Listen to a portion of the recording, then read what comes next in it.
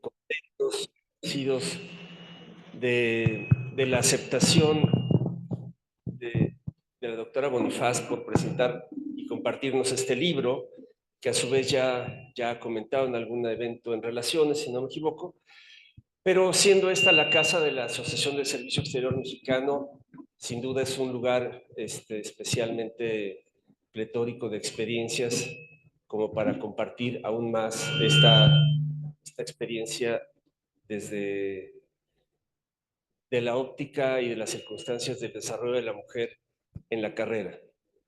Eh, nuestras presentadoras, además de la doctora Bonifaz, a quien ustedes conocen, es la consejera, la aún consejera, espero que por pocos días, antes de ser ministra, Lourdes Sosa, compañera de mucho tiempo en la carrera, y actualmente en el área de migraciones en las oficinas de la secretaria, y a distancia desde Qatar la embajadora Graciela Gómez, para quien son sus más o menos 3 de la mañana, y ahí pueden ver en la pantalla, nos acompañará desde allá con mucho entusiasmo. Desde que le dije, me dijo sí, luego me dijo, me confesó horas después, pero no voy a estar en Qatar, pero me levanto, ¿no?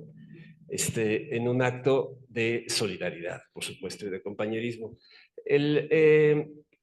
No me extiendo mucho más, porque no es el propósito hacer un comercial exactamente de la asociación, pero sí me parece importante, sin duda, destacar, siendo que una parte importante de nuestra membresía son mujeres, ¿no? De la membresía de la Asociación del Servicio Exterior, más o menos con la misma proporción que el servicio en su conjunto. El servicio somos más o menos 68% hombres y 32% mujeres. En la asociación somos más o menos 34-35% mujeres y el resto hombres. Entonces es una proporción muy equivalente. Y, y tenemos entre nuestra membresía una parte importante de colegas jubilados. Y estas colegas jubiladas pues han vivido un servicio tal vez distinto al actual, ¿no? En el sentido del papel de la mujer. En el servicio exterior, las mujeres, eh, en cantidad, digamos, mayoritaria, eran, eran técnicas administrativas. Las técnicas administrativas, eh, que durante muchos años fueron mayormente mujeres, 75-80% mujeres, 20% hombres, pues se ocupaban de las tareas de apoyo, como lo dice su nombre, administrativas. Y corresponde a un perfil incluso, digamos, de labores de secretaria, ¿no? Absolutamente respetables, pero se pueden ustedes imaginar en un mundo jerarquizado y estructurado como es el servicio exterior, que además de tener estructuras al interior de sus dos ramas, pues había una rama que era percibida subsidiaria de la otra, que era la técnica administrativa. Y yo creo que esto marcaba mucho de la relación o de la presencia de las mujeres en el servicio exterior. Es decir, que de entrada profesionalmente sus labores eran vistas como complementarias.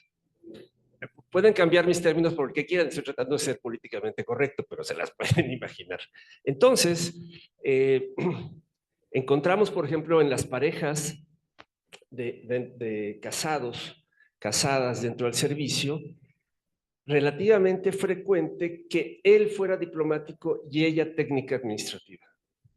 Y por lo tanto se convertía en algo también relativamente fácil que ella dejase su carrera o la postergase en función de la carrera de él, que era el diplomático. Esos roles, no digo que no sucedan hoy, son menos frecuentes. Creo que hay mucho más parejas de la misma rama y por lo tanto mucho más complementarias, pero era uno de los factores que determinaba justamente el desarrollo a largo plazo de la carrera. Es decir, pues las mujeres de alguna manera eran sacrificables en función del proyecto familiar y del éxito del hombre. Eso estoy hablando estrictamente dentro de la estructura del servicio exterior.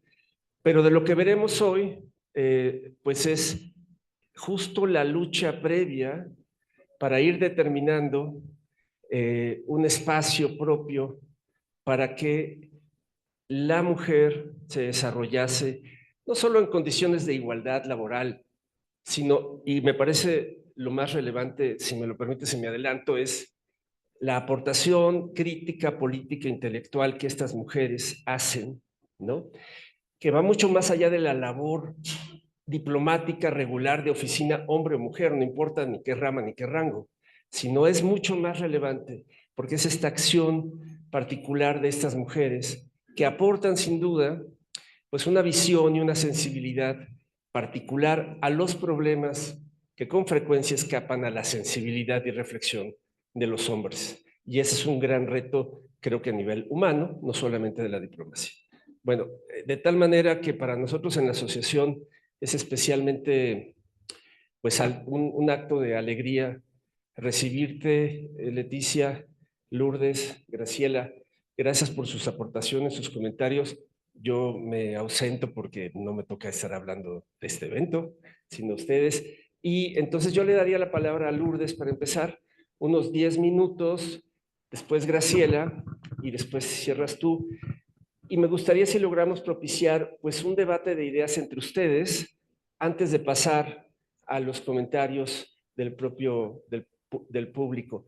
Pusimos en algunos papeles como este el acceso en el código QR al libro, porque no tenemos ejemplares, pero aquí se puede bajar el libro. Y en las comunicaciones de la asociación mañana daremos el vínculo para volver a ver esta grabación de este momento. Muchas gracias, bienvenidos y gracias, doctora. Bueno, primero quisiera agradecer a la Asociación del Servicio Exterior, a David, haberme invitado a ser comentarista de este excelente libro que creo que ha sido muy necesario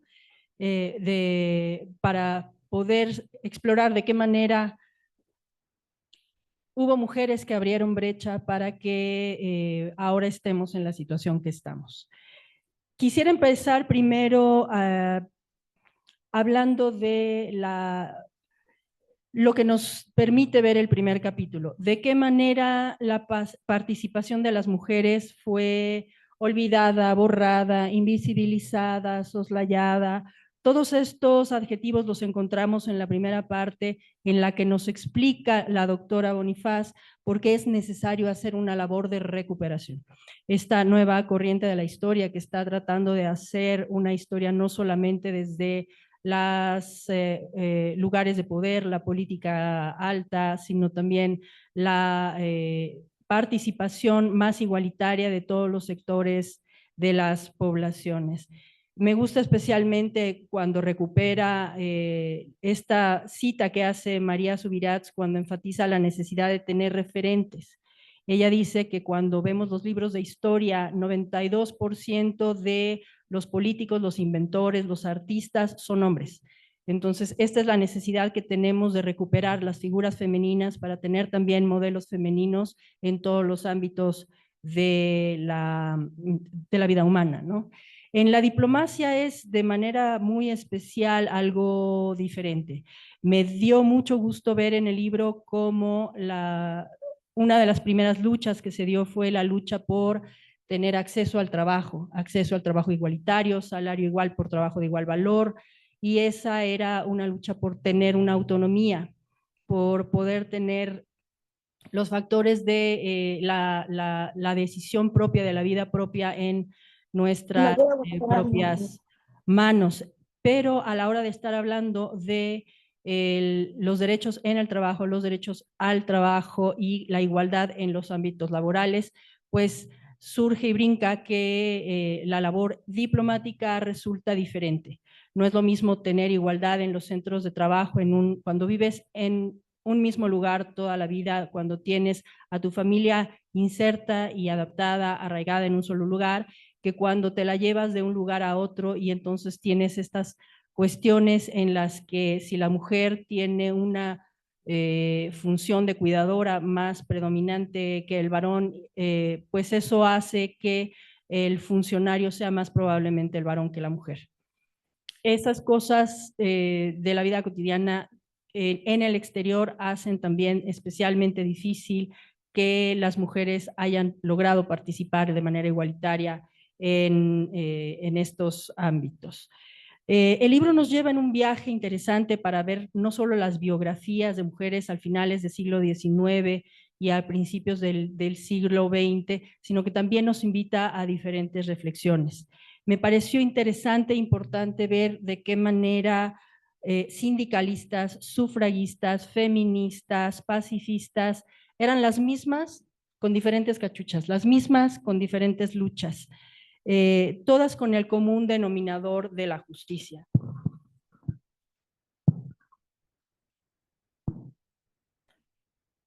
El libro nos deja ver cómo, independientemente de los nombres y de las épocas, todo sucede a finales del siglo XIX, la Sociedad de Naciones, los primeros movimientos entre guerras, lo que pasa después de la Segunda Guerra Mundial, pero en todos el común denominador es que vemos los obstáculos relacionados con ser mujer. Podemos en muchos momentos imaginarnos que eso que hizo una mujer lo podía haber hecho también un hombre, pero el hecho de que lo haya hecho una mujer tiene un sesgo diferente porque ella estaba ahí haciéndolo de esa otra manera. El libro nos llama también a la reflexión sobre ¿y por qué es importante? ¿Por qué es importante que la mujer haya participado? Y ahora nos parece obvio pensar que era necesario incorporar todas las perspectivas y que la perspectiva diplomática se enriquece cuando personas con diferentes experiencias, con diferentes roles sociales, participan de la toma de decisiones de los lugares y de las posiciones de liderazgo. Me gustó también en el libro que se recupera no nada más a las mujeres que estuvieron en posiciones de embajadoras, sino también a las mujeres que participaron de alguna otra manera y que de esa forma también contribuyeron con los resultados, los éxitos de negociaciones internacionales o del funcionamiento de una embajada, de un consulado y de sus labores cotidianas. El libro nos invita también a pensar en debates actuales. Recordar que hubo prohibiciones expresas al trabajo de las mujeres como diplomáticas importa porque refleja prejuicios sobre el carácter y la personalidad. Cuando dicen, no vamos a nombrar mujeres porque tenemos dudas sobre el carácter de discreción o la capacidad de las mujeres para estas labores. Recordar también que una de las justificaciones para no permitir el trabajo de las mujeres en la diplomacia fue también que los textos jurídicos hablaban de el ciudadano, el hombre, los derechos de el hombre. Y entonces ahora nos parecería, a veces hemos tenido discusiones con los colegas sobre si el masculino implica lo femenino, y cuando vemos que esa ha sido una de las razones por las que se limitó incluso el derecho al voto, pues vemos que es importante, ¿no? Otra reflexión que nos despierta el libro es sobre la interseccionalidad. A lo largo sobre todo en el capítulo sobre las relaciones bilaterales, las mujeres en relaciones bilaterales, a mí me llama la atención que muchas de ellas eran mujeres de élite y mujeres que estaban ahí por su situación familiar. Eran hijas de, hermanas de, viudas de, esposas de, y de alguna forma eso les había dado un acceso. Me recordó alguna discusión que tuvimos en los 90s en la Organización Mundial de la Salud, cuando se hablaba de si debía haber acciones afirmativas para que hubiera más mujeres en el secretariado.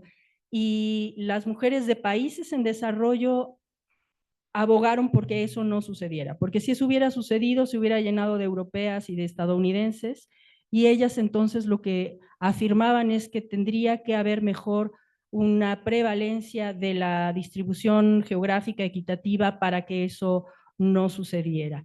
Quiere decir que igual, doctora, quizá algún trabajo posterior podría ser la recuperación de mujeres en el movimiento de los no alineados, las mujeres saharauis por la independencia, este tipo de luchas que también recuperan y que rescatan lo que ha hecho la mujer en otros ámbitos.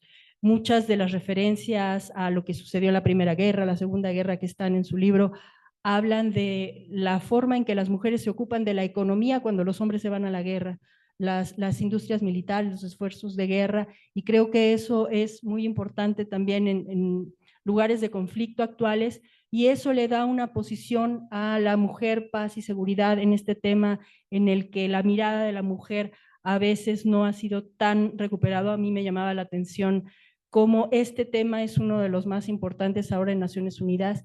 Quizá yo no lo entendía de una manera tan clara hasta ahora que su libro me hace reflexionar en que efectivamente la posición, el rol, el lugar hace que la aportación a la construcción de la paz sea complementaria y sea necesaria. Y por último quisiera hablar de, este libro nos habla de cómo las pioneras abrieron brecha y nos hace pensar en qué situación estamos ahora. Ya platicábamos que ahora las mujeres somos 37% de las personas que integramos el Servicio Exterior Mexicano, somos menos del 40%, en los rangos de ministro, ministra, 18% corresponde a mujeres y en el de consejera 30%. Recientemente, con motivo de los nuevos debates sobre si debería haber o no acciones afirmativas, con el cuestionario que hicimos en la Asociación del Servicio Exterior para saber de los compañeros cómo compatibilizamos nuestra carrera, en donde ingresamos con un examen, hacemos exámenes de ascenso, es una carrera meritocrática y aún así somos menos mujeres que hombres. Entonces, ¿por qué? ¿Dónde están los obstáculos y qué hacemos? El resultado de la encuesta nos mostró que efectivamente es necesario actuar en todas las medidas que hace falta para acabar con el piso pegajoso, el techo de cristal, y que tiene mucho que ver con cambiar sesgos inconscientes, que tiene que ver con medidas de apoyo para compatibilizar los cuidados que normalmente y siguen recayendo más en las mujeres que los hombres, ampliar las medidas de licencia de paternidad y este otro tipo de cuestiones, además de la necesidad de sí tener acciones afirmativas de las que yo sí estoy convencida, porque en tanto no se acabe lo otro, siempre habrá esta parte en la que a un hombre le es más fácil tener una oportunidad de crecer en el puesto y a una mujer quizá no tanto. Tenemos que hacer también una labor para tener un mejor diálogo entre hombres y mujeres sobre qué medidas y cómo se pueden llevar a cabo. Y creo que este libro nos abre también a esas reflexiones que son complementarias a estos otros libros que ya tenemos sobre mujeres que están en activo ahora y cuáles han sido sus experiencias. Me parece que este había sido un libro muy necesario que nos permite ver de dónde viene todo esto. Muchas gracias.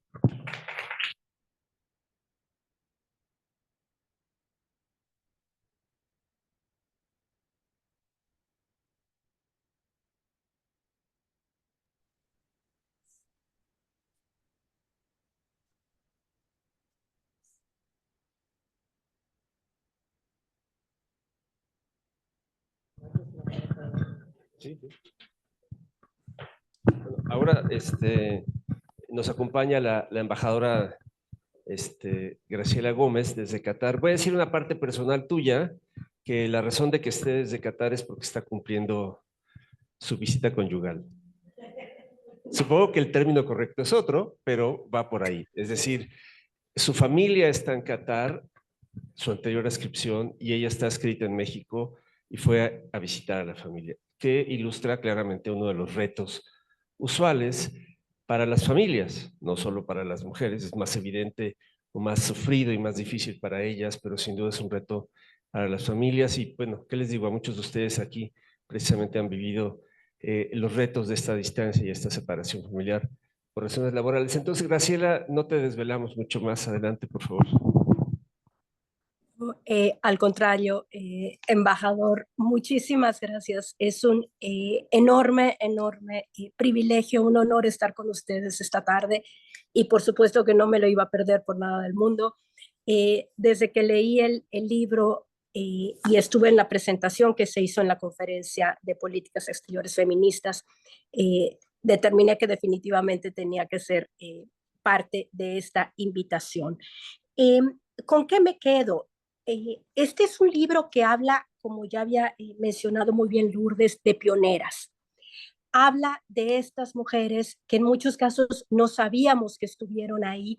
Habla de esta generación completa de mujeres que abarca aproximadamente hasta mediados del siglo pasado, hasta antes de 75.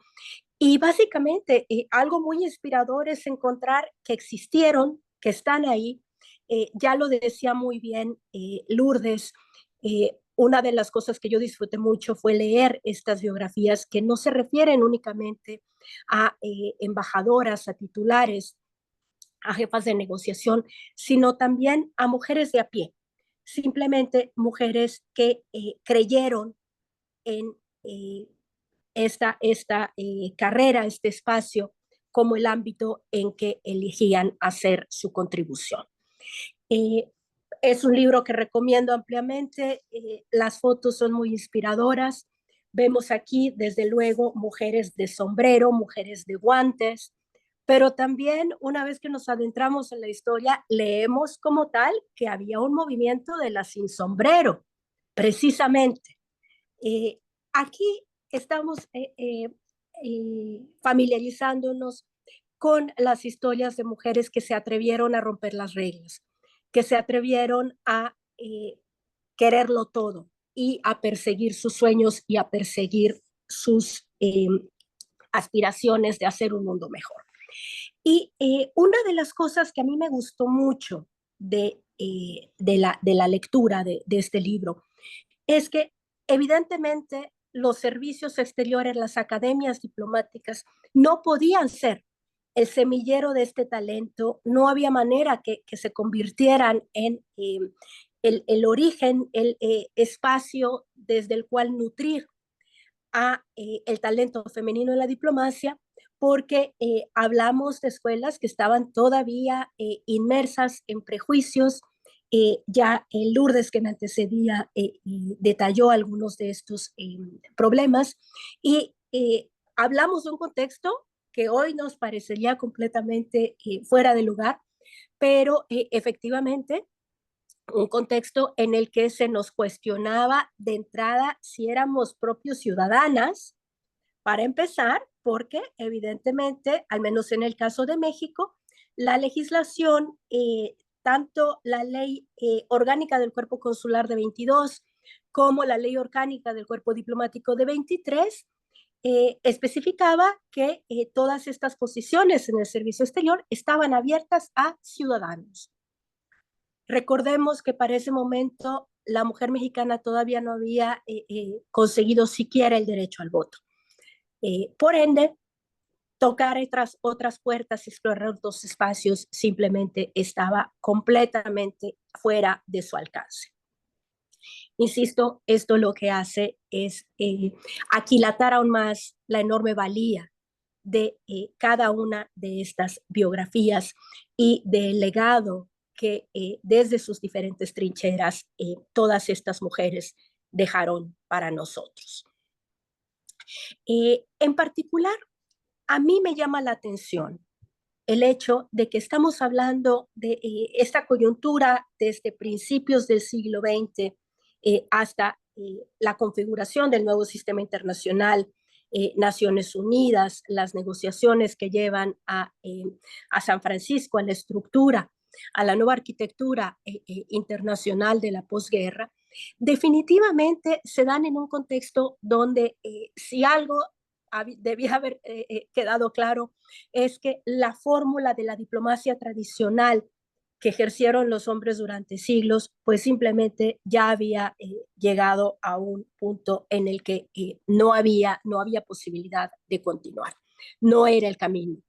Y por ende, lo que vamos a ver acá son mujeres que se convierten en las actoras de su propio destino y quienes en muchos casos investidas por la confianza de sus gobiernos, pero en otros más bien abriéndose espacio, defendiendo sus voces desde la sociedad civil, desde lo que hoy llamaríamos la sociedad civil, logran, consiguen a través de redes propias hacerse espacios que les permitan transformar el mundo.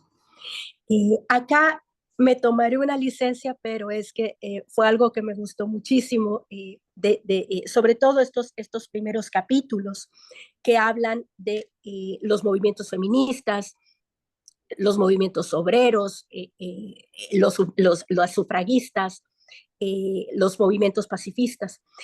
Recordemos, y lo decía Lourdes muy bien, que muchas de estas mujeres inician su compromiso precisamente desde estas trincheras. Y ahora que desde mi encargo en Cancillería me toca trabajar tan de cerca con sociedad civil, pues ratifico la importancia, me confirma el tremendo impacto que la sociedad civil organizada puede tener en cambiar al sistema internacional en su conjunto. Es así como leemos que muchas de estas mujeres tan valiosas precisamente empiezan desde esta militancia, empiezan con un compromiso que de suyo es transnacional. Esto es algo muy bello. Los feminismos de los que estamos hablando nacen con vocación transnacional.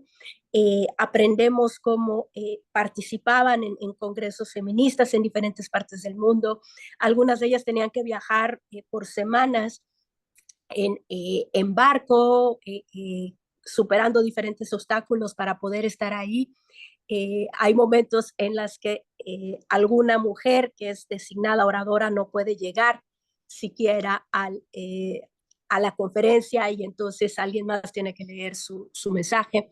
Entonces, hablamos de espacios donde no hay que tomar como un hecho que solo estar ahí ya era de suyo un desafío logístico, un desafío económico, un desafío legal que implicaba temas de visas. Aprendemos, por ejemplo, cómo de repente algunos países negaban las visas de tránsito, por ejemplo, por Estados Unidos a algunas militantes cuyo perfil sonaba como demasiado a la izquierda para ser confortable para Estados Unidos y otros países. Entonces, no echar, yo diría que es fundamental recordar la valía de los feminismos, la valía de los movimientos feministas y que de hecho muchas de las banderas, muchos de los temas que leemos que ellas están defendiendo desde temprano en los 30 y primeras décadas del siglo XX siguen siendo relevantes. A mí en particular me conmovió muchísimo cuando leemos, esto se encuentra en el capítulo sobre los congresos, conferencias panamericanas y los derechos de las mujeres, como muchas de de los temas centrales, muchos de los temas que llevaban las feministas acá, tienen mucho que ver con la agenda de hoy en día. Hay un apartado donde se especifica claramente que tenemos que abordar el tema de cuidados, que uno de los enormes obstáculos que enfrentan las mujeres trabajadoras, las mujeres en general para su empoderamiento, es la excesiva carga que representa para ellas el trabajo doméstico, un trabajo no valorado socialmente, no remunerado, y pues no sé si preocuparme o si aplaudir su visión, pero el hecho de que hoy en día todavía no hayamos resuelto el tema de cuidados y el tema de la valoración del trabajo en casa, del trabajo doméstico, pues nos hace ver que definitivamente estas mujeres ya sabían muy bien por dónde venía el punto de partida y también cómo el empoderamiento económico, la autonomía económica de las mujeres no puede tomarse como un hecho, particularmente para aquellas que vienen de una posición socioeconómica más limitada, de menos privilegio, porque estamos enfrentando obstáculos en todos los terrenos. De modo que la verdad es que la lectura fue muy grata, precisamente porque a lo largo del libro afloraban este tipo de ejemplos que nos recuerdan que muchos de estos temas no estaban todavía vigentes. Yo, para cerrar, y añadiendo simplemente a la muy buena, muy profesional presentación que ya hizo Lourdes Sosa, mencionaría mi capítulo favorito por mucho. Es el capítulo que reseña los casos de discriminación en la historia de la diplomacia y las prohibiciones expresas al trabajo de las mujeres. Es descorazonador encontrar que efectivamente se cuestionaba propio en Brasil la primera mujer que además María José de Castro Rebelo Méndez, habiendo obtenido estupendos resultados en el concurso de ascenso, se le cuestiona por el tema de discreción y sigilo.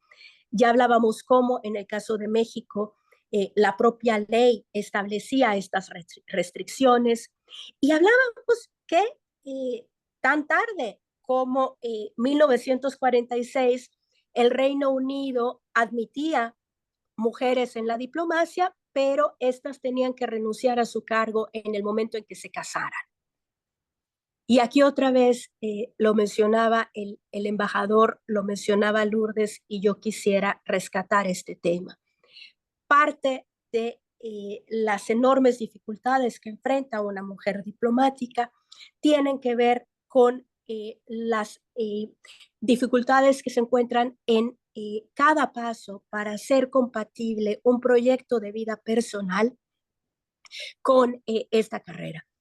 Esta carrera se ejerce de tiempo completo, es una carrera que deja a la funcionaria completamente aislada de su entorno natural de apoyo, de su contexto familiar, de las prestaciones como acceso a guarderías, acceso a otro tipo de servicios que pudiera tener en su país de origen y que de repente la obliga a estar ejerciendo su carrera, su profesión en un contexto que le es ajeno, pero cuidando de su familia y tratando de mantener a su familia saludable, unida, coherente, en un contexto que igualmente les es ajeno. Y ahí definitivamente sí creo que seguimos enfrentando barreras que aún no se han resuelto. Vemos también como mujeres, en el caso de México, Carmen Báez, hablando de otro caso terrible de discriminación, en noviembre de 1940 aprueba el examen. Recordemos que a las mujeres se les permitía hacer trabajo administrativo, hacer trabajo como traductoras, como amanuenses, tomadoras de nota, más no así ser diplomáticas de carrera. Carmen Báez, sin embargo, después de haber hecho un trabajo súper meritorio en la Embajada de México en París, en auxilio a los refugiados españoles, hasta septiembre de 39, en noviembre de 40 regresa a México, aprueba los exámenes de ingreso al servicio diplomático con las más altas calificaciones y un par de meses después el propio canciller Ezequiel Padilla asienta que no obstante sus buenos resultados en el examen, Carmen Báez no puede permanecer en el servicio exterior porque pues le falta mejorar su inglés y su cultura general. Es decir, los obstáculos ahí sistemáticos, recordando a estas mujeres que no iba a ser fácil, que no había, la diplomacia no era un espacio de certeza, de seguridad para ellas. Me congratulo, sin embargo, de que hoy estemos hablando desde, pues la Casa del Servicio Exterior, la casa de nuestra asociación, donde estos temas los abordamos con particular preocupación y con particular interés. Me congratulo también de que en este momento estemos leyendo este libro bajo un tenor de una política exterior feminista que genuinamente busca mejorar estas condiciones. Yo cerraría diciendo que como Lourdes estoy muy a favor de las medidas afirmativas, que hasta en tanto persistan estos obstáculos, es fundamental que las mujeres puedan tener un espacio que les permita equilibrar en algo esta desigualdad que se han enfrentado por décadas y décadas. Lo dejaré aquí. Muchísimas gracias.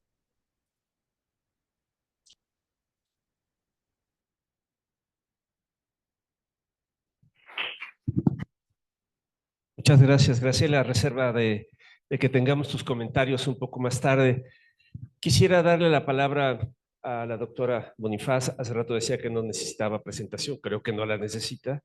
Si es doctora, quiere decir que pasó una licenciatura. Alguien le comenté en estos días, pues va a estar la doctora Bonifaz, y me habló maravillas de la impresión que causas en tu gremio de abogados. Eres una mujer ampliamente reconocida por su carácter profesional, su compromiso. Por eso tal vez creo que no necesito mucha presentación. Lo único que no te conociera yo. No, bueno, ya la conocía, no creo que hoy la conocí, sino quiero decir, este reconocimiento profesional, pues habla muy bien, sin duda, de la persona, ¿no? Y además sabemos el compromiso muy claro que siempre ha tenido con el tema de las causas de la mujer en sus diversos aspectos. Antes de darte la palabra, quisiera destacar que hay un elemento más en este universo de las mujeres en la diplomacia, que es el de las cónyuges. Porque hasta la fecha la mayor parte de las cónyuges pues son mujeres y algunos hombres. ¿Es el siguiente libro? Ah, ok. Bueno, entonces me estoy adelantando. El papel de las mujeres cónyuges y también de los, pues, pero sin duda hay un claro diferencial biológico que determina mucho de estas labores. Y aquí en la asociación, una vez al mes, digo, una vez al mes, sí, viene un grupo de compañeras, esposas de retirados, de colegas retirados, y desde la primera vez que tuve ocasión de conversar con ellos ha sido notorio el papel y su trascendencia para el éxito profesional de la pareja, pero también en el caso al menos de este grupo de mujeres, me parece que hay una gran compenetración. No percibo necesariamente una diferencia radical entre un género y el otro, sino un claro compromiso como proyecto de vida, ¿no? Que es una característica de una carrera que demanda pues una vida nómada por varias partes del mundo, y que si no hubiera ese compromiso, pues sería difícil el éxito de él y de la pareja en su conjunto. Pero otro factor más del cual hemos platicado, Lourdes trajo este tema a mi atención hace tiempo y no hemos avanzado nada, es el tema del divorcio. El tema del divorcio es uno de los avatares más complicados en el desarrollo profesional de las compañeras diplomáticas. En algunos servicios empieza a haber algún tipo de apoyo, pero nosotros, quiero decir, la Asociación del Servicio, en la reforma a la ley de abril del 2018, logró que se incluyese la ayuda de guardería, que a todas las mujeres y a muchos de los hombres pues nos parece una aportación fundamental. No se ha pagado un solo centavo a la fecha del apoyo de guardería.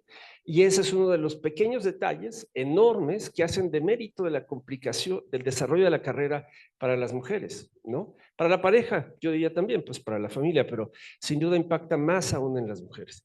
Y luego en una sociedad como la mexicana, el rol de esa hija que tiene que cuidar de la madre o de los padres en la ancianidad, eso todavía no está en la ley, lo veo más difícil todavía, pero es el tipo de circunstancias reales que se convierten en una complicación. Volviendo a las cónyuges, al menos las que yo conozco, prácticamente todas dejaron una carrera. No sé si las cónyuges actuales tuvieran el perfil profesional que las cónyuges de hace 2 o 3 generaciones tenían. A mí me impresionó. Prácticamente todas eran profesionistas médicos, odontólogos, abogadas, etcétera, y dejaron sus carreras en este sacrificio personal, que entonces la carrera tiene que ser suficientemente satisfactoria para que valga la pena el sacrificio. Si no, entonces sí es un sacrificio incluso para los dos y luego puede ser una causa de problemas. Son temas, ¿no?, difíciles de abordar en lo general y muy personales en lo particular, pero creo que es importante destacar el papel sustantivo de las cónyuges para que esos diplomáticos hayan sido exitosos. Y bueno, pues ya nos adelantaste que lleven un libro al respecto. Te doy la palabra y muchas gracias nuevamente. Gracias, David. Me voy a parar sobre todo por la gente que está más atrás. Gracias, Lourdes, de verdad, gracias, Graciela. La verdad, me encantó no solo que hubieras leído el libro y también que hubieras puntualizado temas que son realmente los más esenciales del trabajo. Bueno, yo quiero empezar agradeciendo a muchas de las personas que están aquí presentes hoy, en especial a Michelle Johnston, que ha sido un motor en este lugar, y qué bueno que después de la presentación en la Cancillería, este sería el segundo espacio. Vamos a tener una gira muy importante. Agradezco también que haya una representación de la MEXID. Esto no hubiera sido posible sin el apoyo que durante 4 años me dio Amexid y el PNUD para todo el trabajo de investigación. Este trabajo inició por idea del canciller Ebrard, continuó, por supuesto, con el beneplácito de la canciller Bárcena, y Amexid, que es nuestra Agencia Mexicana de Cooperación Internacional, hizo posible que existiera un rubro que es recuperación de la memoria histórica, que es lo que permitió que yo hiciera este trabajo durante estos años. Quiero agradecer, además de Michelle, que está Raúl más atrás, su hijo, a los del grupo Selva, que veo por allí a su líder, a Patricia Gómez, a Diego Olavarría, a muchos amigos que están aquí hoy, a María Vallarta. La verdad, fue un disfrute de principio a fin, y efectivamente este es el libro de Pioneras en la Diplomacia, y el hermanito es Esposas de Diplomáticos, que espero que en unos meses más ya lo tengamos impreso. Bueno, voy a recuperar solo algunas de las cosas que han dicho mis compañeras. El trabajo tiene que ver con las que yo llamo pioneras. La pregunta de quiénes fueron las primeras mujeres que se interesaron en el trabajo diplomático. Entonces les quiero decir que la primera mujer que hizo oficio diplomático formal fue una uruguaya, Clotilde Luisi, en 1911. Ese antecedente lo encontré en una notita del New York Times, y allí dice que está el beneplácito de que hay una mujer diplomática, ya con esas características. Pero en ese momento vi que podía yo separar, y por eso son capítulos distintos, las relaciones bilaterales, embajadoras, cónsules, trabajadoras administrativas, de lo que fue el trabajo del multilateralismo, que no solo es mucho más rico, sino es anterior.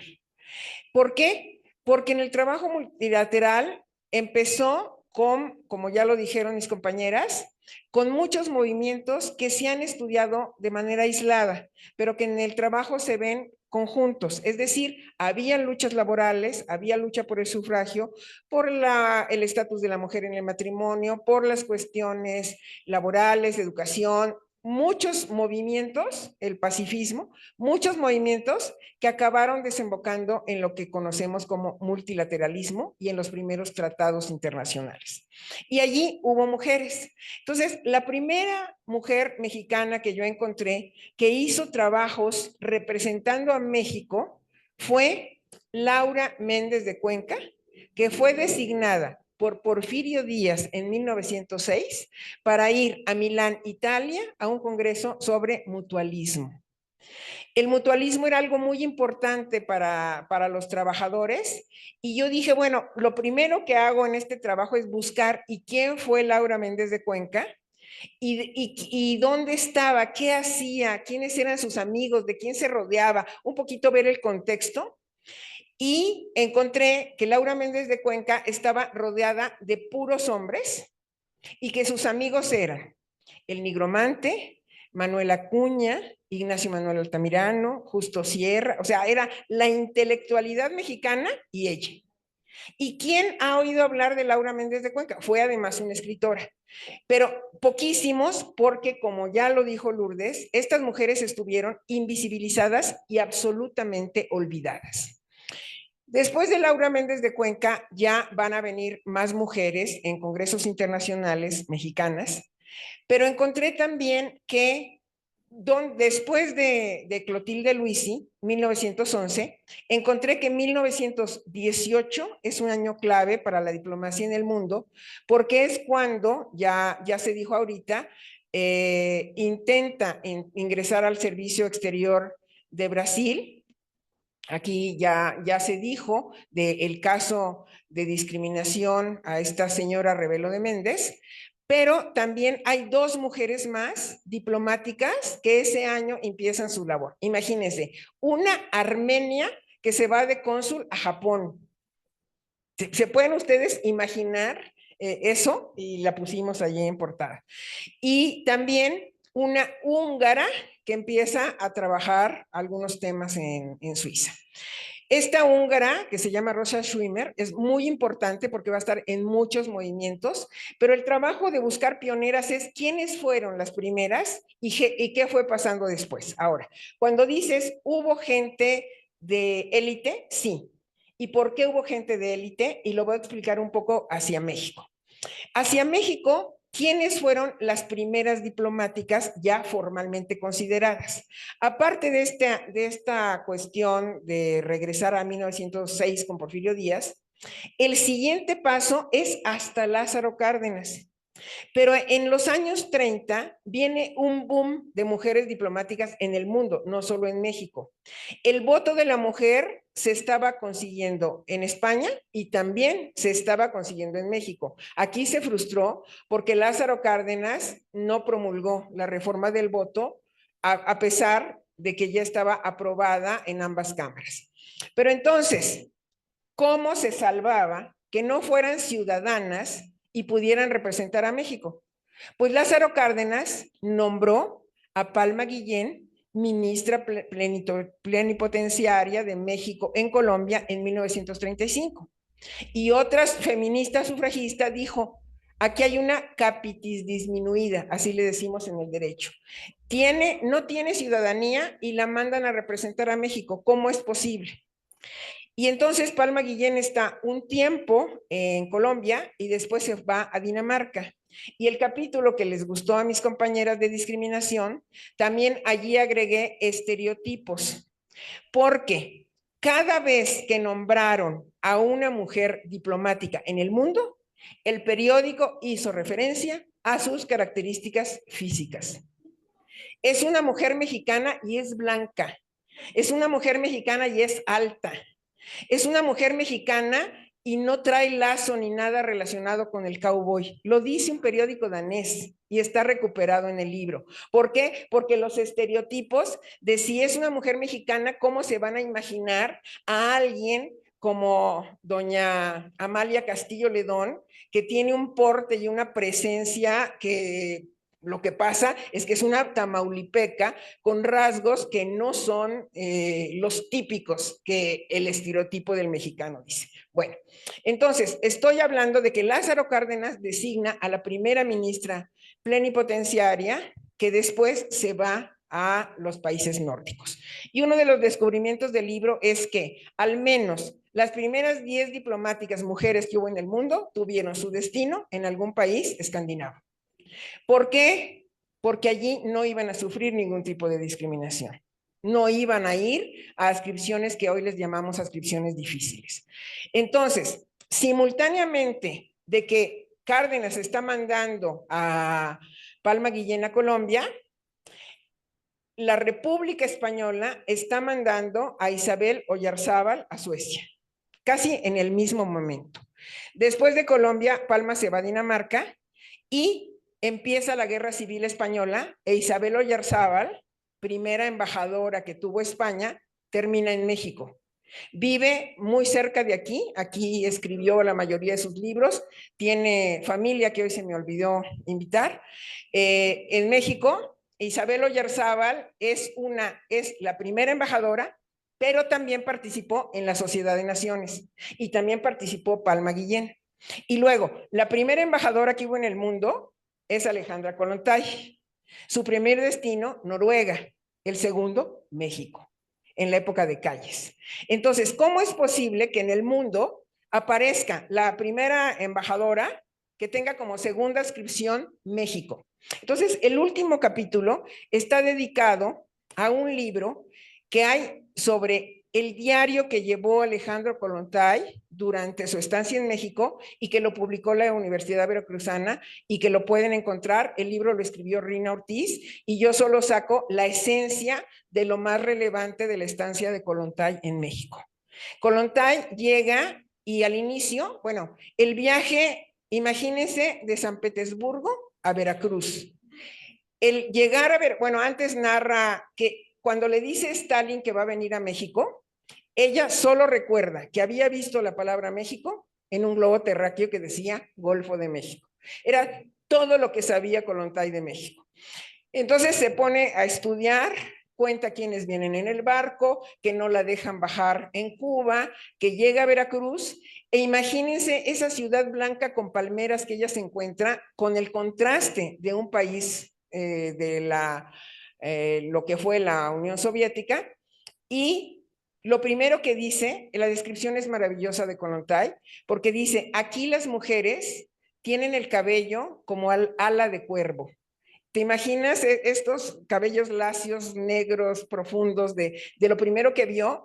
Y lo segundo dijo, aquí toman agua en barro, porque le ofrecieron agua en un jarrito de barro que le pareció lo más maravilloso, porque a la pobre Alejandra Kollontai, como representaba al país de los soviets, le dan un boleto de tercera clase para venir de Veracruz a la Ciudad de México y viene con guajolotes y viene, imagínense, y le decían, no podíamos darte primera clase porque representas al país de los soviets hasta que alguien se apiada de ella y la pasa a un lugar mejor.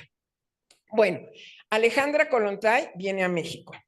Isabel Oyarzábal viene a México, de la primera embajadora soviética y española. La primera embajadora polaca viene a México, se llama Natalia Askenazi.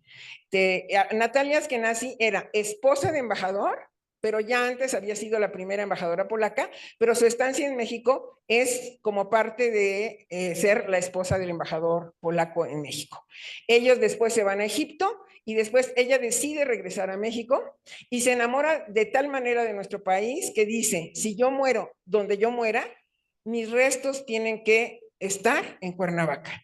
Y ahí está las cenizas de Natalia Askenazi. Cuento aquí cómo se da todo este proceso, por qué acaban viniendo a México y cómo me voy encontrando esas relaciones. Fue por una búsqueda exhaustiva y realmente de mucho cuidado de ir buscando las ligas que se van dando, porque ya había habido libros de biografías aisladas, pero yo quería reunir las vidas de todas con todas, que es mucho más complejo, pero pues había que hacerlo.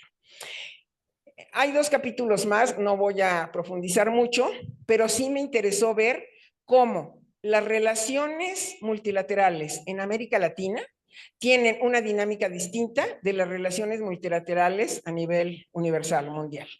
Porque en México y las mexicanas estuvieron participando en todas las reuniones panamericanas y allí se avanzó mucho más que en Europa, porque mientras allá tuvieron su primera y segunda guerra, aquí nosotros seguimos el camino de los derechos y por esa razón son 4 latinoamericanas las que son clave en la conferencia de San Francisco y las que están luego 3 en la firma de la Declaración Universal de Derechos Humanos. Berta Lutz de Brasil, de la República Dominicana Minerva Bernardino, por el lado de México sí estuvo en Chapultepec, en San Francisco, pero ya no estuvo en la firma, doña Amalia Castillo Ledón. Y es muy importante saber que estas mujeres estuvieron en una representación de países donde realmente el dominio era eminentemente masculino. Y algo que es muy importante en el multilateralismo ya concebido a nivel mundial. Todas estas mujeres que venían de movimientos aislados se reunieron en una conferencia que se llamó de las Interaliadas, que fue una conferencia paralela al Tratado de Versalles. En el Tratado de Versalles estaban participando puros hombres y una china. De la china nadie se acuerda, pero había una china. Y paralelamente a estas reuniones del Tratado de Versalles, las interaliadas empezaron a colocar la agenda de los derechos de las mujeres que acabó plasmada en la Carta de la Sociedad de Naciones, porque estuvieron insistiendo de tal manera de que queremos que se ponga este derecho, y esa reunión de esas mujeres tiene que ver tanto con el nacimiento de la OIT como el contenido de ciertos derechos en la Sociedad de Naciones. Todo eso está platicado en las relaciones multilaterales. El libro cierra con una biografía de una mujer excepcional mexicana, de Elena Torres Cuéllar, que la elegí porque es contemporánea de Kollontai, que es la otra biografía que viene allí. Y Elena Torres Cuéllar, casi nadie la recuerda, acaba de hacerse una publicación por la legislatura de Guanajuato, porque ella es guanajuatense, y a ella en México era muy reconocida porque antes de que viniera Gabriela Mistral, traída por Vasconcelos para la educación rural, ella era una maestra rural que se le había tenido una idea genial, que era la ya razón para que tuviera un monumento, que fue la inventora de los desayunos escolares.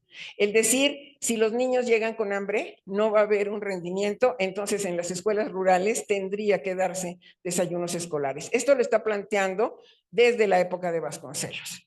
Ella se queda trabajando y es muy curioso porque rompe con el régimen de Lázaro Cárdenas.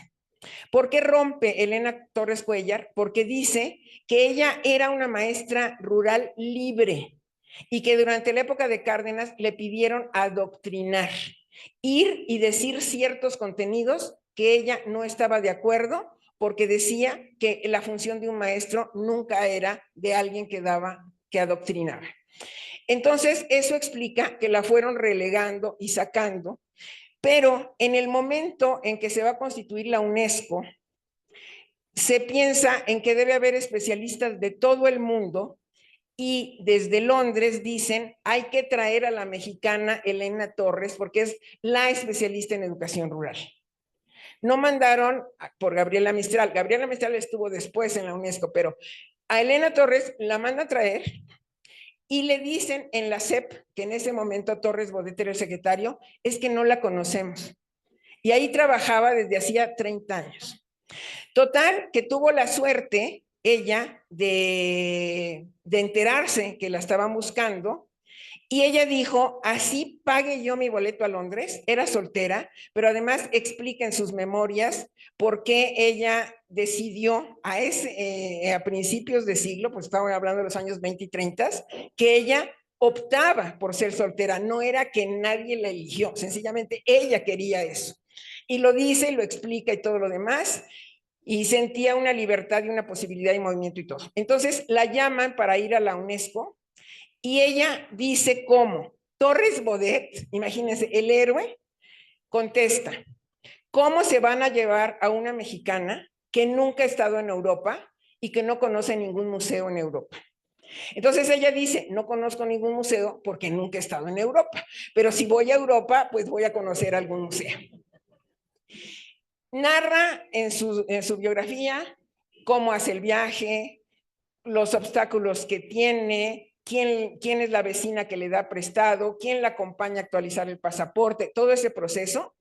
Pero allí lo interesante es que ella está en las reuniones preparatorias de la UNESCO, redacta lo que va a hacer la UNESCO y después desaparece. El libro tiene la foto de, no sé si le podemos llamar su tumba, pero en Joco solo hay ni siquiera placa con su nombre. Hay un pedazo de cemento y solo sabemos que está allí porque los historiadores, en especial en este caso Gabriela Cano, me dijo, ya tengo los datos de dónde está enterrada Elena Torres Cuéllar. Nos fuimos a ver a Joco y en Joco solo hay un pedazo de material que te dice que allí hay alguien enterrado. Nunca nadie más la recordó y ahorita la traemos en el libro para decir, cuando iban a hacer la UNESCO, hubo una mujer mexicana que estuvo allí, como el recuerdo que ya se hizo de Carmen Báez y de muchas otras mujeres. Aquí son nombres, historias, fue una recopilación para decir, estaban allí. ¿Por qué cerré en 1972? Porque justamente mañana se cumplen 50 años de la muerte de Rosario Castellanos. Y cerré con Rosario Castellanos porque después, en 1975, ya fue la Conferencia Internacional sobre la Mujer en México, donde Aída González fue un motor para esa causa, pero esa ya va a ser otra historia, del 75 para acá. Cierro con Rosario Castellanos, que por fortuna fue una escritora tan prolija, que sí tuvo casi una especie de diario en Tel Aviv, donde mostraba cuál era su día a día.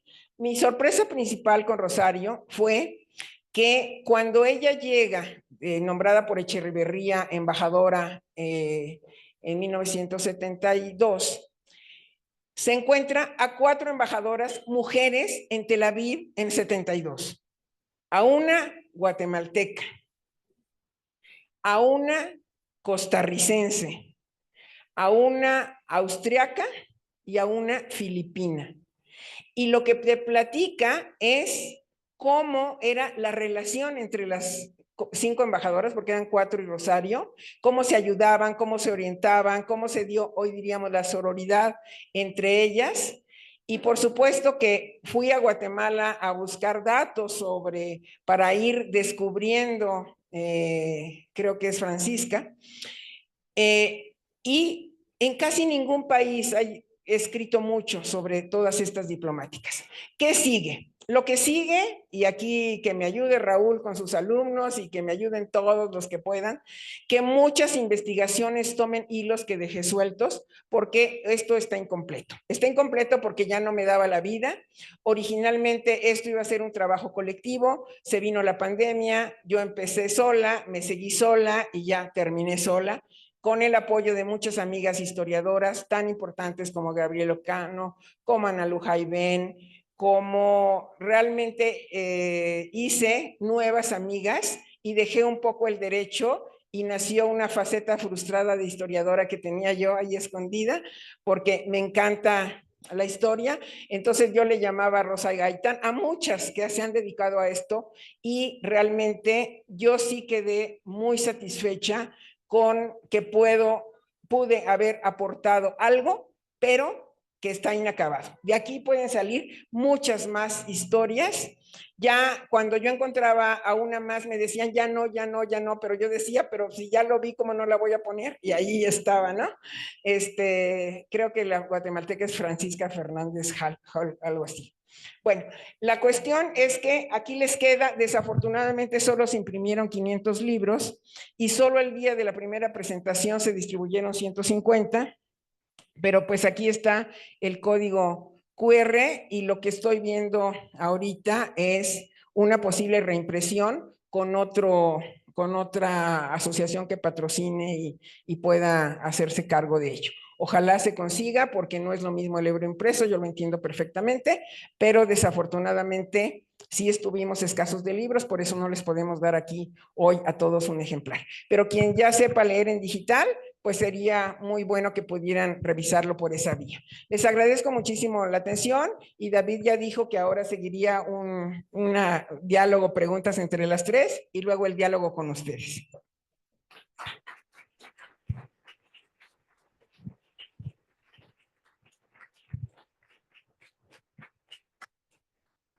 Muchas gracias, doctora. Espléndida presentación que anima mucho más a leerlo, así sea en digital. Quisiera referir, bueno, a la embajadora de Serbia, a la embajadora de Bulgaria que nos acompañan hoy, pero también a Isabel Revueltas, que está en tu misma línea, en tu misma línea de estudios. Exacto, con un muy difundido libro sobre las mujeres, las hijas de la historia, con las hijas de la historia. También quiero referir a otra persona que está aquí, que es Nimbe Durán, quien encabeza la Oficina de Asuntos de la Mujer en una institución profundamente femenina como es la Comisión Federal de Electricidad, ¿no? Y lo que eso implica en términos de desarrollo y de trabajo y de retos. Y también nos acompaña, entre otras muchas personas, Lorena Maldonado, con quien estamos desarrollando aquí en la CEN un proyecto. Hago un pequeño comercial antes de darles la palabra. Este proyecto, que es un proyecto de mentoría, participan 4 destacadas diplomáticas mexicanas, 3 de ellas embajadoras, otra en activo, otra una alta funcionaria internacional. Y la intención es que a través de la mentoría de estas 4 mujeres, jóvenes universitarias sobre todo, no está cerrado universitarias, pero sobre todo universitarias, que piensen en hacer carrera diplomática, tengan una referencia de mentoría que les anime, les ilustre, les guíe para este desarrollo. ¿Y por qué este interés en estas jóvenes universitarias? Cuando muchas de nuestras colegas, terceras secretarias, agregadas diplomáticas, tienen las mismas dudas, aunque ya estén dentro del servicio, si esta es la carrera que quieren seguir. Y los avatares ya se han mencionado algunos de ellos, ¿no? La verdad es que discutir si el tema de pagar la guardería es sustantivo para desarrollar una carrera, quiere decir que estamos muy lejos de haber avanzado en cosas de otra naturaleza, pero eso nos refleja el tamaño de los problemas. Entonces, este programa de mentoría que estamos haciendo en la asociación busca precisamente animar y acompañar a jóvenes universitarias a contemplar el desarrollarse en la carrera diplomática. Y esto lo hacemos también porque, y esta es parte de tal vez de los temas en la discusión, que es la mayor parte de la matrícula en las ciencias sociales es femenina. En relaciones internacionales se acerca al 70% de mujeres estudiantes inscritas en las universidades. Hay en un momento dado entre 22 y 25 mil estudiantes en México, en todo el país, de relaciones internacionales. Y sin embargo, son el 32-34% de las integrantes del servicio exterior. ¿Por qué? ¿Qué es lo que pasa entre estudiar estas carreras de las ciencias sociales? Además son las más aplicadas usualmente, no solo son mayoría, sino además usualmente son las más aplicadas. ¿Por qué no están llegando a esta carrera? ¿Qué obstáculos les plantea la carrera, esta u otras? Pero estamos hablando hoy de la diplomacia, que hace que las mujeres más capaces y más brillantes eventualmente no sigan esta carrera cuando está en su motivación. Pues con frecuencia son temas sociales, familiares, el novio, los papás, la proyección a una larga carrera, deambulando por el mundo, sin este acompañamiento familiar que nos es característico en nuestra sociedad. O sea, las mamás que ayudan a las hijas a cuidar a sus bebés en todos los momentos de su vida, ¿no? Y cosas así, que en una carrera de estas no lo hay. Y los hombres, pues ciertamente nos preocupamos menos de estos temas o no los entendemos del todo o nos es muy cómodo pues ponernos a un lado de esta preocupación. Y estos siguen siendo algunos de los elementos, pero estos son los iniciales. Los otros son, ¿qué es lo que pasa en la carrera? Que una mujer tiene más puntuación, que un hombre tiene más puntuación que una mujer. Ah, pues es que lo mandaron a una inscripción de vida difícil y ganó más puntos porque la mujer, ¿cómo la vamos a enviar a que se arriesgue en determinados países? Entonces es muy interesante. Yo recuerdo una experiencia, ya con esto me callo, en Israel, cuando Aureni, mi esposa y yo nos escribieron allá, que viéramos segundo secretario, primer secretario, nuestros compañeros de estos rangos, había un alto número de mujeres jóvenes, sobre todo terceras secretarias, especialmente de países europeos, adscritas en Israel. Y yo le pregunté en un par de ocasiones a jefes de ellas, en Israel o en su capital, que se dio la circunstancia, ¿por qué enviaban estas mujeres jóvenes solteras a Israel? Me dijeron, pues es una prueba de fuego. Es tan complicado ser diplomático en ese país, las condiciones son tensas, pueden o no pueden, sí las enviamos deliberadamente ahí, ¿no? No sé si eso es bueno o malo, nosotros no estoy seguro que lo hagamos. Y entonces, pero necesitamos que las mujeres vayan a circunstancias complicadas también. Y empiezo el debate ahí si quieres. ¿Sabes? Porque luego en términos de puntos vale menos, porque tú no fuiste a un país de vida difícil, porque tú no estuviste en un consulado complicado, entonces tú tienes un punto menos en la competencia con el hombre que sí fue a esos lugares. Entonces, mientras evaluemos así las circunstancias, ¿no?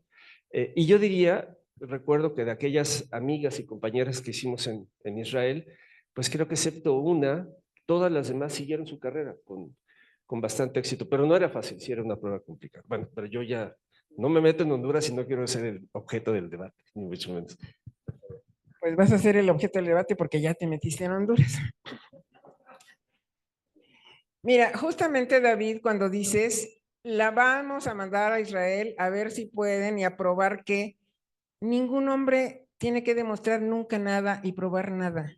Y a las mujeres que prueben, que demuestren, que hagan. No, no, no, no, no. Ahí justamente está la desigualdad y justamente están los estereotipos. Yo me imagino que no es lo mismo que una mujer hoy, ya hemos tenido ya embajadoras en África muy importantes, aquí están memorias muy interesantes, pero cuando empiezas a diferenciar para pedir que una mujer demuestre algo que no se lo pedirías a un hombre, estás hablando de una discriminación. Bueno, qué bueno que está aquí Isabel, el libro es maravilloso. Ya no me dio tiempo de decir, pero la primera diplomática mexicana fue la Malinche, sin duda. El trabajo que hizo fue de diplomática, no fue, como lo muestras en tu libro, una simple traductora. La labor y la presencia de la Malinche es fundamental y solo lo digo de pasadita porque ya no pude meterme más, pero el trabajo que hizo es eminentemente diplomático. Y hubo muchas reinas que en su momento hicieron trabajo diplomático, está allí dicho en el libro, pero aquí cuando hablo de las pioneras ya son las que formalmente desempeñaron el trabajo de una representación diplomática. Bueno, le pediría a Lourdes entonces si quiere comentar algo más o hacerme alguna pregunta o como ves. Sí, tenía dos cosas interesantes como para provocar el diálogo. Uno sería, cuando estábamos preparando la Cuarta Conferencia Mundial de la Mujer, en la oficina de Aida González, había una discusión interesante sobre en qué medida transversalizar y en qué medida hacer cosas específicamente para las mujeres. Hablaban de los casos en los que había habido ministerios de la mujer que se volvían el bote de basura en donde todo el mundo iba a tirar las cosas de mujer que nadie más quería ver. Y entonces se pensaba más en por qué no transversalizamos. Con esa idea, lo que ahora digo, ya ha avanzado mucho la cosa y ya no necesariamente sería así, pero también leyendo el libro lo que pensaba es que el mundo ideal, el mundo que nos gustaría es un mundo en el que cuando se habla, se escribe una historia diplomática, las mujeres ya estuvieran ahí. En este caso tenemos la recuperación y el siguiente paso sería una historia diplomática que ya exista, integrar a las mujeres que ya recuperamos, que ya conocemos en un proyecto diferente, en un proyecto después, en el que se haga una historia diplomática de hombres y mujeres que estén. Y la otra reflexión que me gustaría escuchar tu comentario sería, ¿cómo podemos integrar al debate a los hombres sin que se sientan desplazados, sin que se sientan que no tendrían cómo decir las cosas políticamente correctas, cómo entender o no, a veces cuando hablamos, por ejemplo, de feminicidios? A mí hay amigos que son personas con grandes habilidades, con grandes capacidades, que son muy conscientes, que son muy justos, que me dicen, ¿por qué vamos a hablar de feminicidio si no hablamos de homicidio? ¿Cuál es la diferencia? ¿Cómo puedes saber que la mataron por ser mujer? ¿Cómo haces estadísticamente esa diferencia? Y en el servicio exterior el debate es, a ver, si es una carrera en la que entras y asciendes por mérito, ¿por qué las desigualdades? ¿De dónde salen? ¿Cómo explicar cómo pensamos diferente, cómo este tipo de cosas que son discriminaciones, que son los micromachismos, están ahí y no son culpa de nadie, son algo que como sociedad tenemos que cambiar? ¿Cómo hacemos para provocar este debate, este encuentro para una causa común entre hombres y mujeres, que no parezca una causa de las mujeres en la que los hombres pierden? Gracias por el comentario. Me queda clarísimo que muchas veces te dicen, ¿y los hombres qué? Al menos en la historia, los hombres siempre han estado allí. No has tenido que rescatar a ninguno o tal vez alguno que se haya perdido por allí, pero como le consta a Isabel, rescatar mujeres es una tarea muy difícil porque de alguna manera quedaron olvidadas, intencional o casi porque fueron invisibles en cierto momento. Comentaba yo que en el segundo libro de Las Esposas, compré todo lo que se ha escrito sobre García Robles, el gran García Robles. En libros de este tamaño de biografías aparecen el nombre de 4 mujeres. Hablé con una de ellas y me dice, yo no quiero opinar de nada y para mí es algo que ya pasó y muchas gracias y no pude tener contacto. Las otras ya no están vivas. Pero bueno, ¿a qué voy? A que muchas veces te dicen, ¿y nosotros qué? Justamente el esquema de dominación ha hecho, y dominación viene también de la palabra dominus, que tiene que ver con dominio, con el hombre. Y te contesto específicamente lo del feminicidio. A mí me tocó tipificar el feminicidio en la Ciudad de México. ¿Y por qué lo hicimos?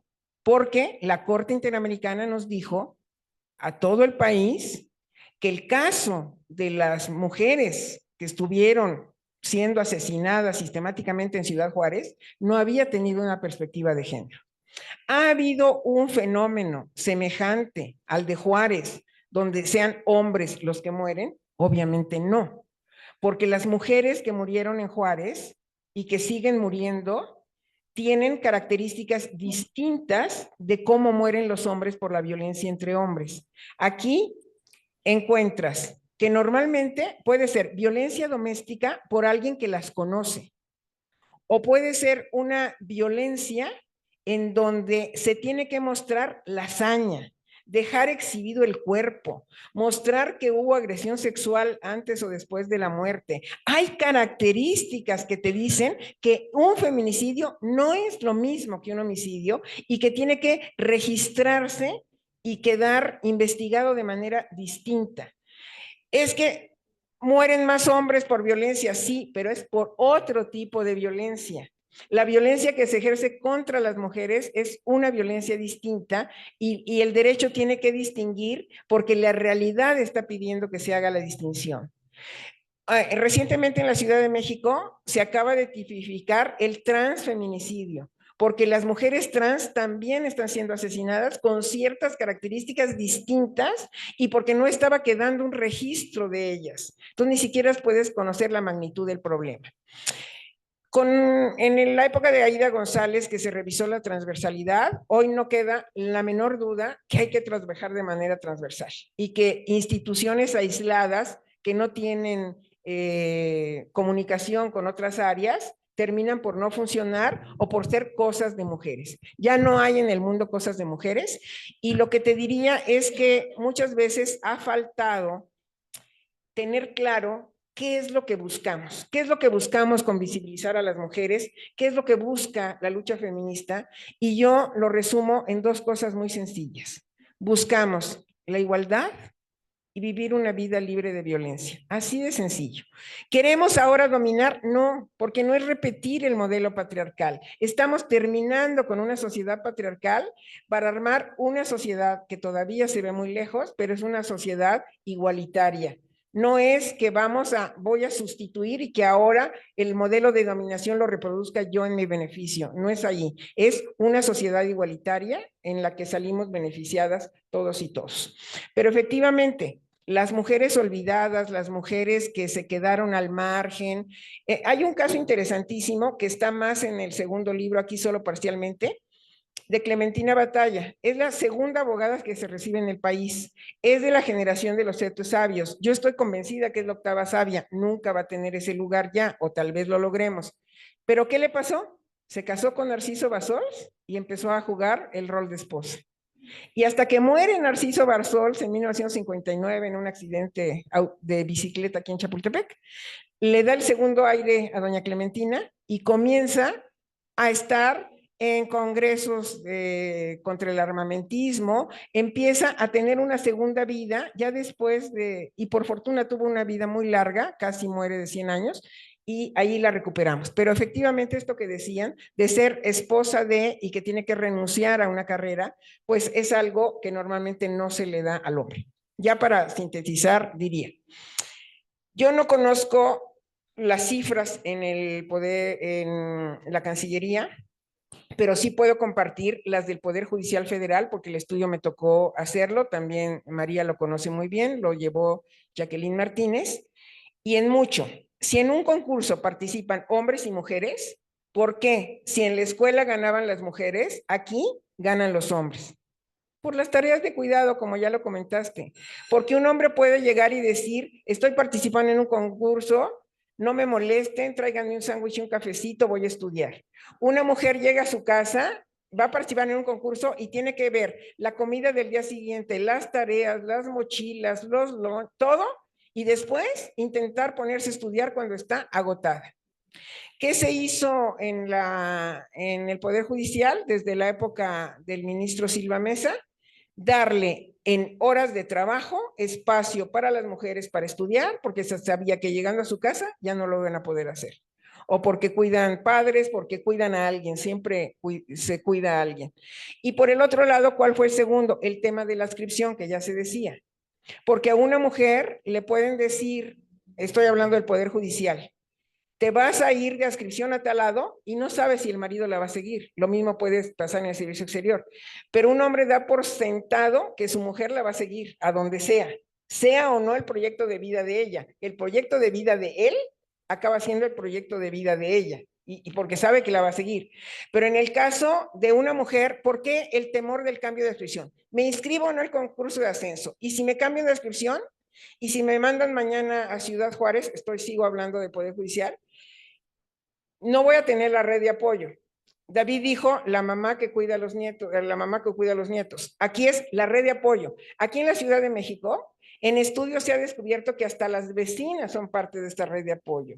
En muchos países es familia. Aquí hasta las vecinas entran y que si el niño llega temprano se queda un rato con la vecina. La vecina juega un rol particular y hay redes de apoyo. Entonces, mientras no completemos las tareas de cuidados, donde ya estamos enfocadas en política exterior feminista y la canciller lo trae clarísimo para dónde va este asunto, no vamos a poder llegar a la igualdad. Pero que quede claro que no es cambiar un modelo de dominación por otro modelo de dominación, es cambiar el modelo de dominación patriarcal por un modelo de igualdad.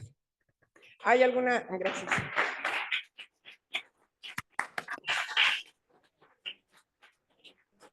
No, ¿Algún doctora, comentario desde Qatar? ¿Algún comentario sí, desde Qatar? por supuesto. A ver, efectivamente, pues es que decimos, vamos a poner a las mujeres en adscripciones menos difíciles. Una mujer, particularmente si es mamá, va a tener una adscripción difícil donde esté. Aquí compartirle muy brevemente, pero yo estaba haciendo una encuesta con mujeres diplomáticas más jóvenes que yo, algunas de mi generación. Es tristísimo, tristísimo el número de mujeres que han elegido dejar de amamantar a sus bebés, única y exclusivamente porque o uno es funcionaria y está en una negociación o amamanta al bebé. Hasta hace pocos años en Cancillería ni siquiera teníamos áreas de lactancia limpias y seguras. Uno de mis niños que nació en México, para mí poderle dar la misma oportunidad que sus hermanos de que pudiera tener leche materna por un año, me implicaba tener un chofer particular que a mi niño me lo traía a Cancillería a la hora de la pausa para poderlo amamantar. Entonces, esto no es delegable, esto no es una situación que ningún funcionario varón que yo conozca haya tenido que enfrentar. Y por citar un ejemplo. Entonces, ya se habló antes del tema de las guarderías, que es un tema gravísimo porque además empobrece al salario de las mujeres y tal. Pero bueno, a mí lo que realmente me motiva mucho es una de las citas que le leo a Alexandra Kollontai cuando dice que, bueno, ella no quería venir a México, no fue su elección venir a México, y sin embargo, y menciona que de no venir a México les daríamos argumentos de que a las mujeres se les nombra embajadoras y no son capaces de llevar adelante una misión, porque cuando una mujer se equivoca, particularmente si es pionera, esto es algo que tiene un impacto para muchas. Entonces, mi comentario, doctora, porque yo creo que este tema sigue siendo muy vigente y valoro muchísimo, aprecio muchísimo y solo puedo imaginarme lo complejo que fue poner esto junto, que fue este énfasis en las redes de mujeres, en mujeres que se escribían, que se conocieron, que coincidieron. A mí sí me gustaría escuchar un poco más de su perspectiva sobre cómo estas redes de mujeres de alguna manera contribuyen a la permanencia, contribuyen al buen éxito, contribuyen a que pues las mujeres se mantengan en la escalera profesional en vez de bajarse. ¿Sigue siendo esto algo tan importante como fue para las pioneras? Muchas gracias. Es muy importante lo que dices, porque no solo Alejandra Kollontai dijo, voy a tener que ir a México porque yo soy la primera embajadora que hay en el mundo y que yo ponga mis intereses personales. Ella quería seguir haciendo política en la Unión Soviética. Alejandra Kollontai no estaba de acuerdo con Stalin. Se narra en su biografía en la que escribe Rina Ortiz, cómo se da ese diálogo cuando la mandan a México, que en mucho era castigo, en mucho era te sales de toda esta efervescencia política en la que andas. Pero ella dice, si yo me niego y ya no sigo, y soy la primera, es muy mal ejemplo para las mujeres. Pero lo mismo hizo Amalia Castillo Ledón cuando ella se llevó a su mamá a Suecia también, porque ya estaba muy grande y tenía que cuidarla y se llevó a una pariente para cuidarla también.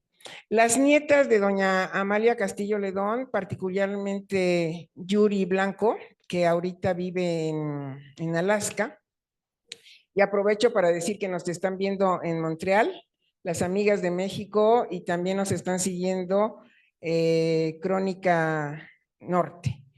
Me da muchísimo gusto y pues yo le voy a pedir a Yuri que desde Alaska también vea esta historia, pero voy porque en algún momento también Amalia Castillo Ledón dijo, ¿y yo qué estoy haciendo aquí? A ella la nombró Portesil y tenía también muy buena relación con Pascual Ortiz Rubio. Amalia Castillo Ledón dice en algún momento, si yo renuncio, soy la primera embajadora que con ese título representa a México, no puedo renunciar, es lo que me toca. Y bueno, en estas redes, las redes entre ellas, yo creo que las redes, la solidaridad que yo veo, sobre todo con las primeras multilateralistas y las cartas que se escribían, me muestran que se echaban unos ánimos entre ellas y que sabían que o hacían esas redes o no sobrevivían. ¿Qué cartas hay? Muchas cartas de Palma Guillén a Gabriela Mistral, de Hermila Galindo a Paulina Luisi, de Isabel Oyarzábal a Alejandra Kollontai. Todo está aquí platicado porque las experiencias se las iban comentando y hay algo muy curioso. Mientras más para atrás te vayas, más fácil es documentar cosas porque todo quedaba escrito. Porque están las cartas. La Universidad de Chile es una recuperación impresionante de las cartas de Gabriela Mistral, que escribía, yo creo que era enfermiza la forma de mandar cartas. Hay un libro de las cartas de Gabriela Mistral a Alfonso Reyes, y por cada carta que escribía Alfonso Reyes, yo creo que Gabriela escribía 10, 12, ¿no? Entonces ahí contestaba una y venía otra avalancha de cartas. Bueno, entonces tenemos las cartas. Tenemos, y recuperé mucho de allí, los periódicos de la época.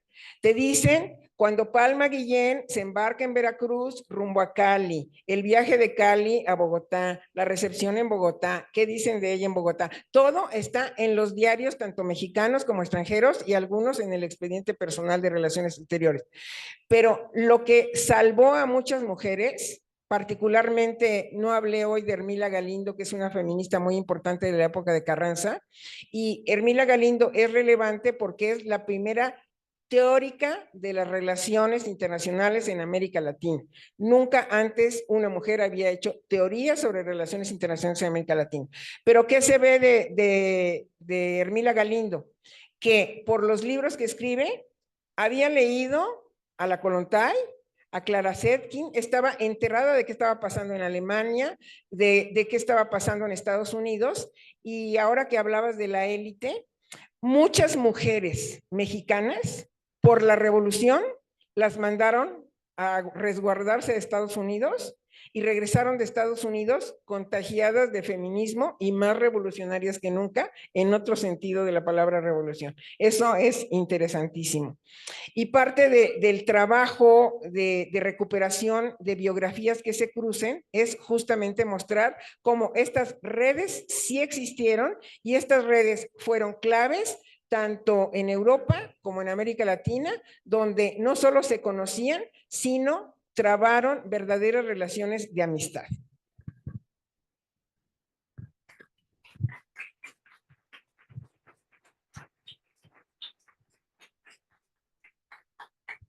Gracias. Bueno, a reserva de preguntas y comentarios que tengamos. A ver,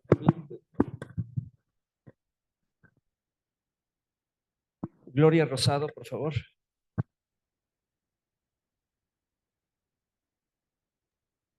Hola, doctora.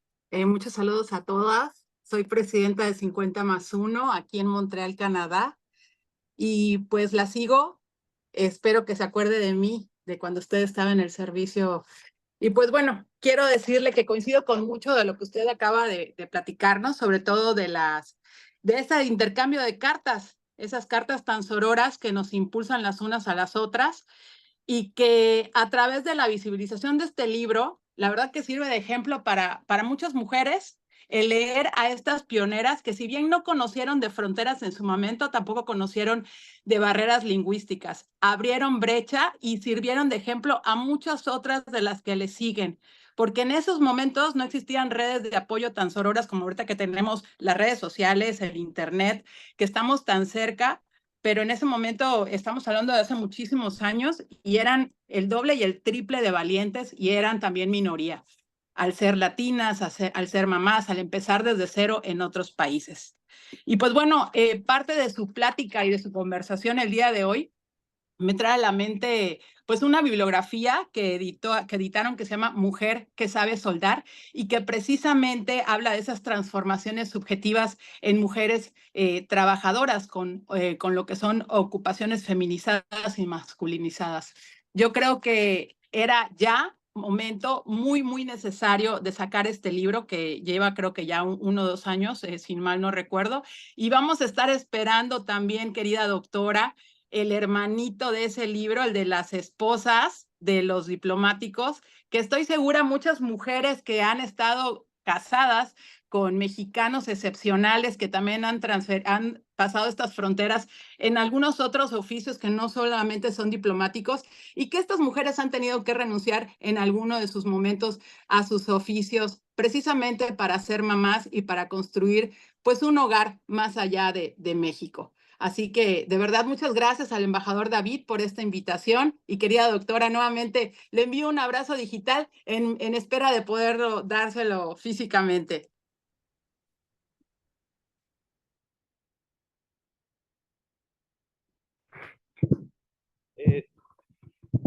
Quería hacer un comentario sobre Kollontai, porque, bueno, me llamó mucho la atención, obviamente, las memorias de las que tú haces cita en tu obra.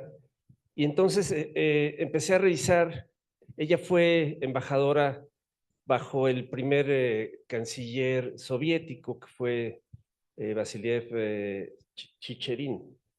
Y en lo que encuentro de la obra de Chicherin, que negoció tratados relevantes para el reconocimiento de la Unión Soviética, para saldar pendientes deudas de la Primera Guerra Mundial, para abrir un espacio muy representativo de los soviets, nunca menciona a Kollontai, nunca menciona a Kollontai, con toda la relevancia de ser la primera mujer. En sus memorias ella habla claramente del compromiso vocacional que tiene con el comunismo, el compromiso que tiene con un proyecto revolucionario, que no difiere de las palabras de Chicherin en lo que él plantea, y él nunca la reconoce. Digo, a lo mejor en alguna parte, pero lo que yo puedo encontrar. Y cuando lees cuando ves eso, y luego ves a un Torres Bodet, que sería después director de la UNESCO, ignorando deliberadamente a la especialista que busca el mundo de la educación para consolidar el proyecto de la UNESCO, bueno, pues ya, ¿qué más puede uno decir? Quería referir también, este es comercial, pero aprovechando que también nos acompaña, aunque se está yendo, a Brenda Aguirre, la embajadora Aguirre, le tocó generar espacios de representación, de acción, que incluyen el Día Mundial de la Mujer en el Mar, al seno de la Organización Marítima Internacional en su última adscripción en el exterior, también en una organización pues claramente masculina, ¿no? Y hoy muchas mujeres en el servicio exterior están haciendo esas labores a diario, ¿no? Quiero decir que sumado a estas pioneras, hay un grupo de compañeras comprometidas y con vocación que van abriendo espacios en su tarea cotidiana y como muchas de ustedes lo han hecho a lo largo de su vida profesional y personal. No sé si haya más preguntas o comentarios, por favor. Gracias, buenas tardes a todas y a todas. A todos y a todas. Doctora, me quedé pensando en la pregunta o en lo que comentaba Lourdes en relación con cuál sería el sentido de rescatar a estas pioneras un poco, ¿no? Que desde luego tú ya lo comentaste ampliamente, pero yo me quedo pensando y quizá nos podrías ahondar un poquito más en esta parte de cómo la participación de las mujeres hace diferentes las cosas, que es en donde creo que está el meollo del asunto. O sea, aquí no se trata solamente de enumerar y hacer una larga lista de mujeres que han trabajado, porque pues hay somos la mitad de la población, entonces estamos en todo, pero ¿cuál es precisamente esa forma de hacer diferentes las cosas como mujeres, a diferencia de cómo la hacen los hombres que mientras estaban allá ocupados en la Segunda Guerra Mundial, pues las mujeres estaban discutiendo otro tipo de cosas? Entonces me parece que quizá por ahí, a ver si nos ahondas un poco más en el tema. Gracias. Gracias, Pati. Sí, yo creo que sí hay que remarcar que esta diferencia yo la encontré más en el multilateralismo, porque a partir de que empiezan a participar mujeres, la agenda del multilateralismo cambia. Y esa es la clave de por qué estábamos allí. Yo, como sabes, he sido formada y todo mi desarrollo profesional ha sido del derecho público. Entonces, yo siempre me imaginé, desde los 4 años que estuve en el Tribunal Electoral, que el derecho al sufragio había sido la llave y la clave de todo, y no fue así. Las sufragistas estaban divididas entre sí porque no todas creían que el derecho al sufragio era el primer derecho por el que había que luchar. Porque las mujeres dijeron que la clave estaba en el estatus de la mujer en el matrimonio, y es un tema de derecho privado. Por eso aquí se narra una quema de códigos civiles que se dio de manera paralela en Berlín, en Viena, en París, donde las mujeres organizadas dijeron, vamos a quemar los códigos civiles. Entonces, el sufragio puede esperar. Lo que nos importa es que tengamos igualdad en el matrimonio, porque en lo más íntimo estamos en una situación de desigualdad que hay que tomar en cuenta.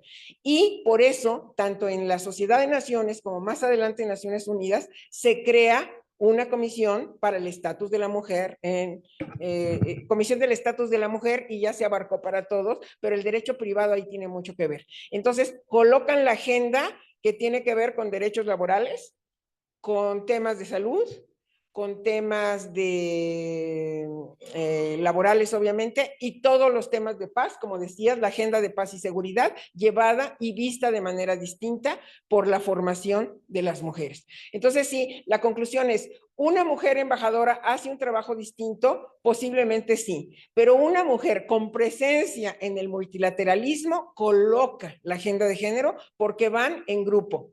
Les decía yo, en la Sociedad de Naciones, Kollontai, Gabriela Mistral, Isabel Oyarzábal, Palma Guillén, todas, Rosa Schwimmer, colocan la agenda que les importa a las mujeres, y a partir de ahí comienzan a cambiar las cosas.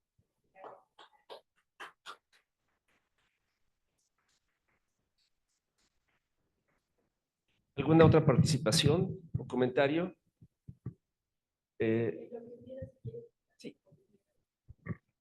Solo para complementar, porque creo que es una reflexión bien interesante. Cuando uno piensa en mujer, paz y seguridad, una de los estereotipos que también se escuchan es que las mujeres por naturaleza somos más pacíficas y negociadoras, y somos tiernas, dulces y cariñosas, y los hombres y la testosterona.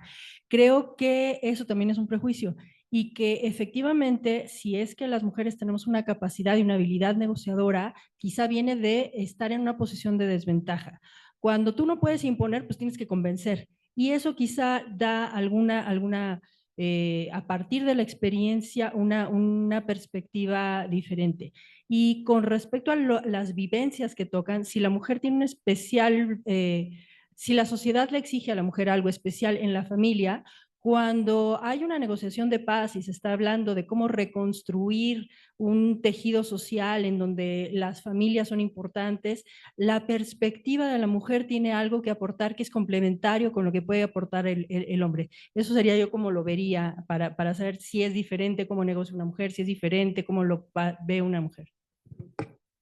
Y agregaría que hoy en día no solo los temas de paz y seguridad, sino todos los temas ambientales, que son clave, porque la escasez del agua no la vive igual un hombre que una mujer en el medio rural, porque quien acarrea el agua es una mujer, quien prepara los alimentos es una mujer. Por los roles que tienen en el medio rural, ellas van a sufrir la escasez de agua de una manera. O el cambio climático, que pues ustedes son las especialistas en migración, aquí hay otra especialista en migración, pero la migración, ¿qué te genera cuando es por cambio climático, por inseguridad, el que quiera?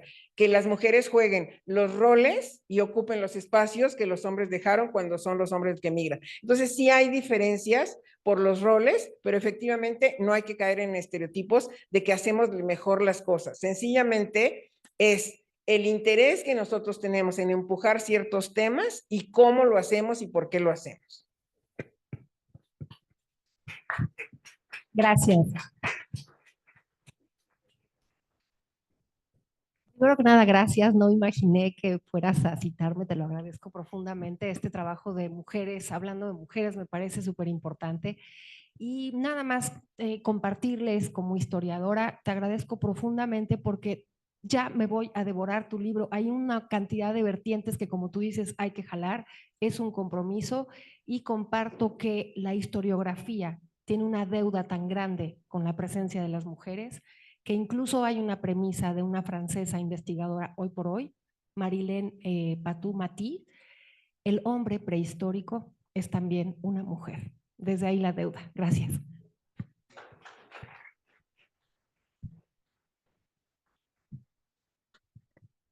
Sí, y todas las muestras ya de que hubo mujeres cazadoras, mujeres que pescaron, mujeres que no estaban ellas en las cavernas cuidando al niño, sino que ahí están ya los restos. En un museo de Alemania lo acabo de ver, como hay, el hombre prehistórico también fue mujer.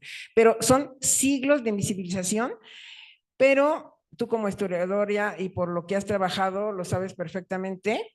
Hubo momentos donde fuimos mucho más visibles y luego se vuelve a perder. Es decir, la carrera de la mujer ha sido siempre de avance y retroceso, porque cuando dejamos de avanzar, no es que nos quedemos en un lugar, sino vamos para atrás. Entonces, ¿quién se iba a imaginar que en la Revolución Francesa, después de que existieron estos lugares de discusión de mujeres, la Declaración de Derechos del Hombre y del Ciudadano fuera dirigida solo a hombres? ¿Cómo? Si la mujer francesa estuvo también haciendo la revolución. Y entonces, a la primera que dice, ¿y estamos incluidas allí? Y te dicen, no. ¿Cómo no? Y entonces se escribe la Declaración de Derechos de la Mujer y de la Ciudadana y a la guillotina, ¿no? ¿Por qué? Por estar hablando de que las mujeres tienen derecho. Pero ¿y la Revolución Francesa, la igualdad? La igualdad solo entre hombres blancos, heterosexuales, propietarios de tierra. Esa era la igualdad, no con los desiguales de siempre, porque esos no estuvieron incluidos. Entonces, rehacer toda la historia de la falsa igualdad y empezar a ver lo que me gusta también es que en los últimos tiempos ya aparecen las primeras mujeres egipcias y solo pude poner a una africana que se apareció en este lapso que rescato, pero esta segunda parte pues voy a seguir entrometida en la historia, pero la verdad no solo me llena mucho, sino hay cosas que puedo ligar con el derecho, como esto de los movimientos y el multilateralismo y cómo se tradujo en derechos, y es una tarea efectivamente inacabada.